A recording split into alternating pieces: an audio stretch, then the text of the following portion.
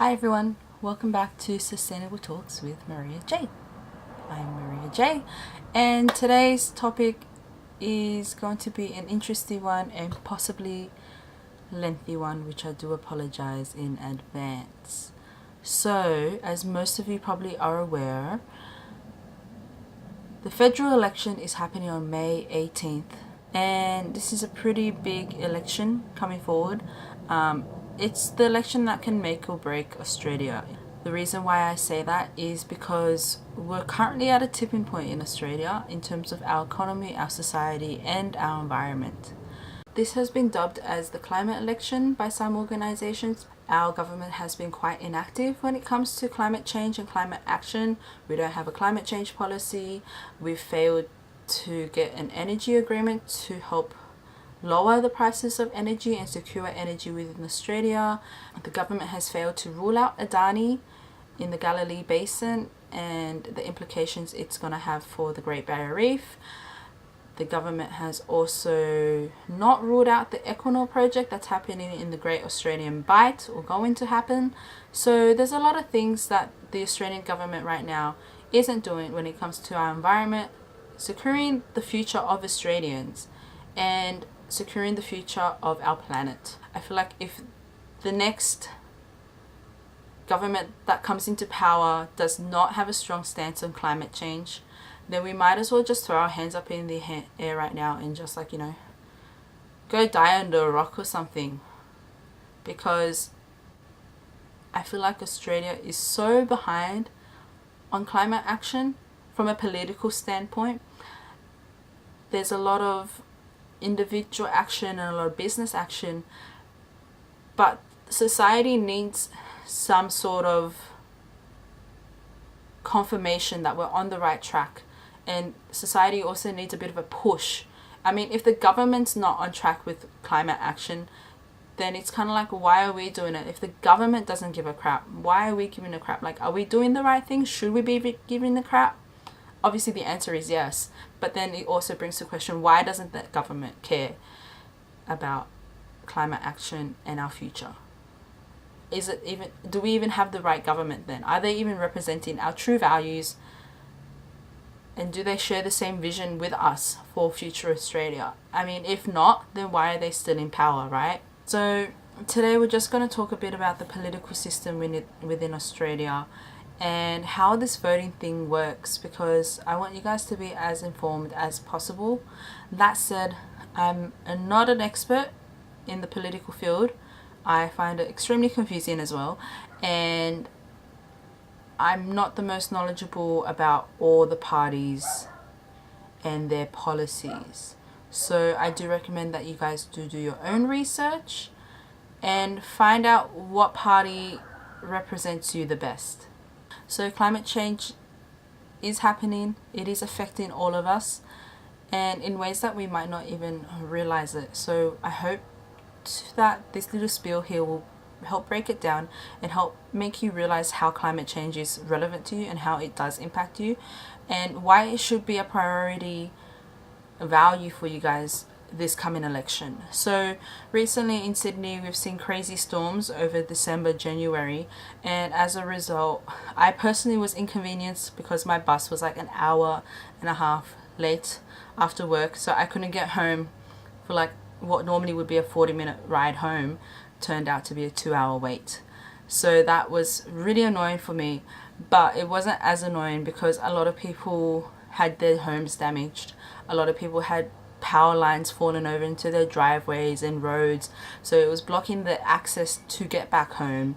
It was blocking access for traffic, so there was major traffic delays as a result of the massive traffic delays. There's congestion. Congestion means more petrol running in stationary cars, so that of course releases more greenhouse gas emissions, therefore exacerbating climate change and our pollution. So obviously worsening the air pollution in the local area. If your household was damaged by an extreme weather event, then there's of course the financial cost of things. So looking at your insurance, seeing if your insurance is claimable under the certain extreme weather events, because some insurance don't cover all extreme weather events, just weather events that you're more susceptible to. And as a result, with storms occurring more frequently, I guess your house would be located in an area that is becoming well known for storm damages, and therefore your premium or your insurance costs will also increase. So for example, with the Brisbane floodings a few years ago, a lot of households that weren't usually affected by the floods generally were becoming affected as insurance companies assess the risks associated with houses, and they realize you're actually in the flood zone now, because flood zones are able to move around and expand. Your insurance might actually increase by a couple $100 because of climate change affecting the flood zone areas. So I just want you guys to think about that. A lot of my viewers are probably young, they don't own houses yet, but it's definitely something to talk to your parents about. Talk to your parents about how climate change and these extreme weather events might be affecting the household financial costs. So whether it's energy bills, insurance, even car insurance. With increasing hailstorms, your premiums on cars might also increase. So that's also something to consider. All these extreme weather events also influence our accessibility to food. So last year there was quite a few cyclones and extreme weather events up in Cairns and northern Queensland. So bananas have been crazy expensive for their entire year. They're like sitting about $3-4 a kilo. I remember like 4 years ago they would be like 99 cents a kilo. But for the past year I haven't been able to eat many bananas because they've like tripled in prices, and it's really crazy because, you know, all these extreme weather events, whether it's storms or droughts, they do affect our accessibility to food. And once food supplies go down, the prices for those certain foods do go up.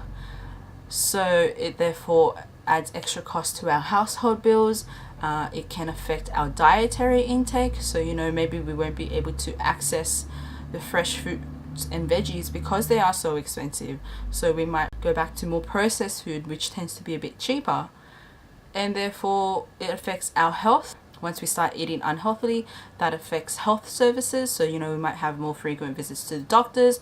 We might have to start taking medicine to control our health, like diabetes or obesity or whatever not. So there's definitely always a flow-on effect from the most tiniest thing that you might not even think twice about. And it all does add up. You might not see it in the short term, but it's definitely there in the long term. So maybe that's another thing you can chat to your friends and family about.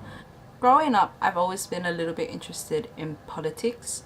I have this vivid memory of asking my year 3 teacher who she voted for in that election that occurred back then, and she wouldn't tell me. And I've noticed that growing up, a lot of parents keep it quite hush-hush about who they vote for, but I feel like that's definitely not the scenario nowadays. I feel like it's really important to sit down and have a chat with your friends and all your family and see and talk about who they're voting for, because I feel like, especially at this time right now, it's such a large turning point. Like, if we don't have this discussion now with our family and friends, we're just going to have another Abbott situation again, where, because I guess everyone lost faith in Kevin Rudd and the Labour Party became a bit of a joke. Everyone just went by default and voted for Liberal. And Tony Abbott was the worst Prime Minister that anyone could ever vote for. And then Tony Abbott got backstabbed by Malcolm Turnbull. Malcolm Turnbull had a lot of pressure because a lot of people saw hope in him. And then he got backstabbed by ScoMo, Scott Morrison. So post John Howard, Australian politics has been a bit of a joke because every single elected Prime Minister has not remained in a whole term at all. So I feel like it's very important to sit down, have a think about your values, think about what you want for your future, what you want for the future of Australia, and find a party that aligns with those visions of yours and that has policies and plans that can make that happen.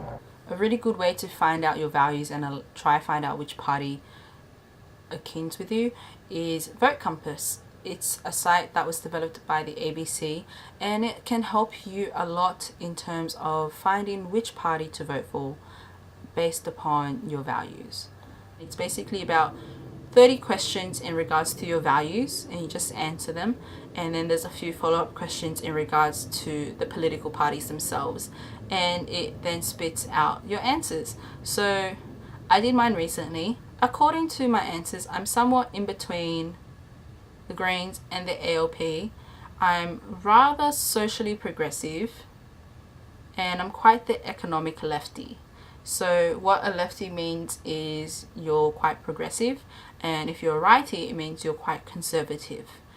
And so based upon my answers, I mostly agree with the Australian Greens. That's followed by the Labor Party, and then followed by the Libs and Nationals at a very low 45%. So I think you obviously kind of know who I'm going to be voting for. And it's really interesting. It breaks down all your answers. You can also break it down by the questions that you answered. So if you want to find out, like, you know, who you are most aligned with in regards to social welfare, you can choose the social welfare question, and it shows you which party you're actually most akin to.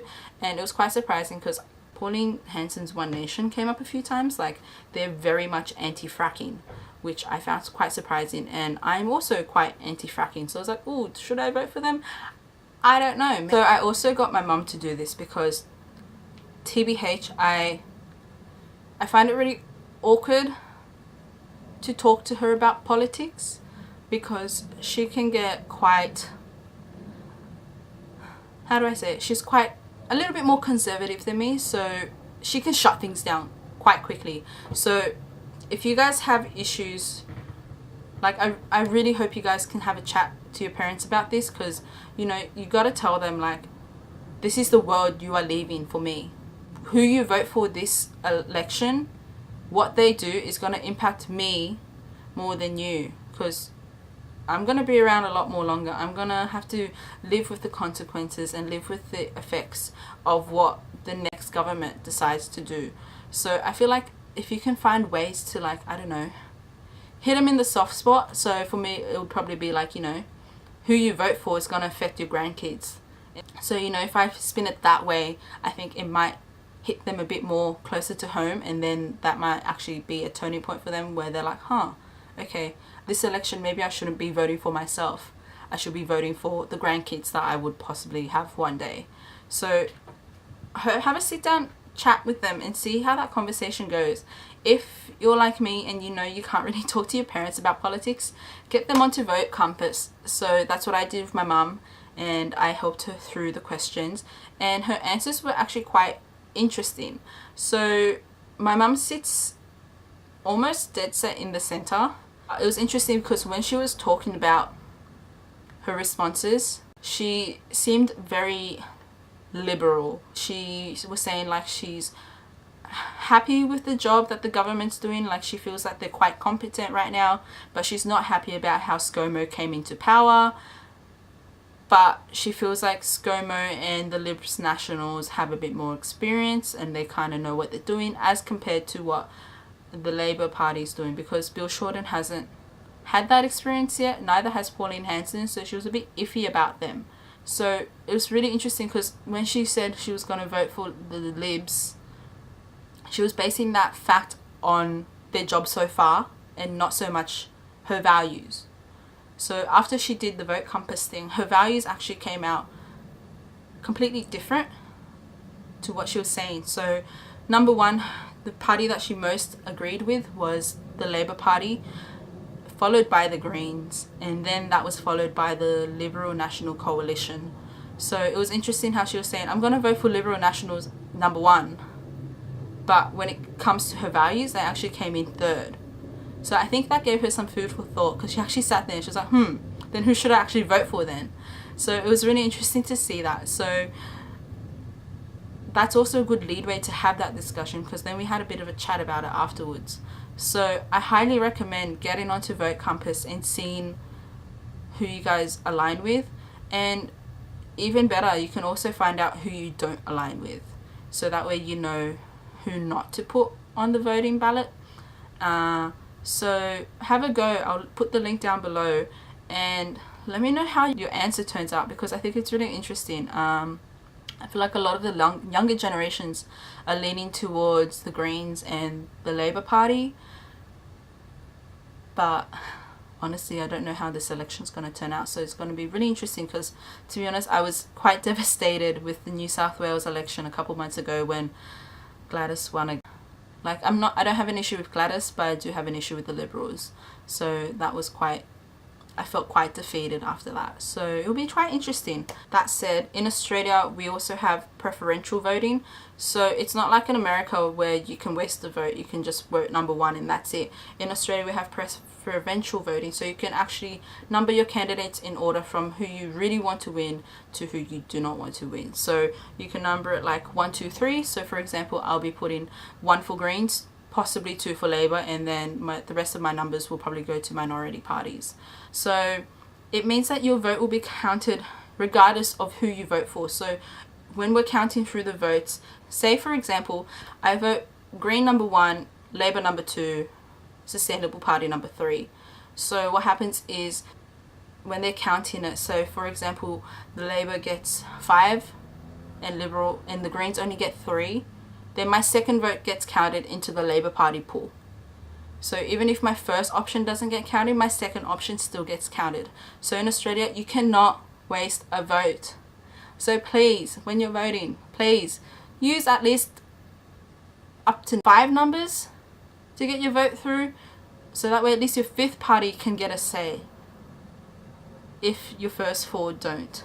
So this also means that the minority parties, if they have enough votes, they can also get a seat in Parliament, which is really good because I feel like it challenges the major 2 parties and it pushes them to, I guess, do things that they usually wouldn't do. Over the coming weeks, I want you guys to do your research and find out which parties you align best with, because in Australia we have 60 parties that are enrolled for the coming federal election. So that is 60 options for you guys to vote for. If you guys kind of know who you're going to vote for, at least maybe do some research into which parties you definitely should not vote for, because to be honest, when I get up to the ballot paper I see all those parties, I'm like, oh my god, I've only probably heard of 3 of them or 4 of them. Like I don't want to be voting for parties that I know aren't aligned with my values. So maybe also do some research into parties that you definitely know you don't want to vote for. Because to be honest, you can't just guess a party off by their name. It's very, very much more complicated than that.